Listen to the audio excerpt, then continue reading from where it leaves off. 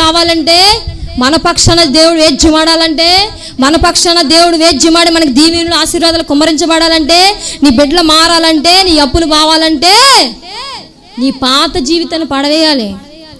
పేరుకి రక్షణ పొందినావు, పేరుకి రక్షణ పొందావు, అన్నిట్లో కరెక్ట్గా ఉన్నాను నువ్వు అనుకుంటున్నావేమో, కానీ నీ పాత జీవితాన్ని నువ్వేం చేయాలి?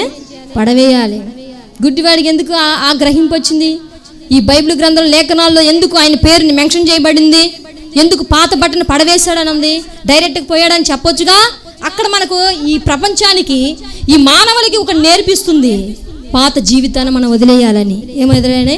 పాత జీవితాన్ని మనం వదిలివేయాలని.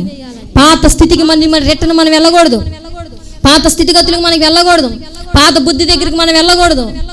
మనం ఎప్పుడైతే రక్షణ పొందామో, ఎప్పుడైతే నూతనంగా మనం జీవించబడుతున్నామో అదే జీవనంలో నువ్వు ఉండాలే కానీ తిరిగి మళ్ళీ నువ్వు రిటర్న్ ఎట్ట చూసావా? ఉప్పు స్తంభం.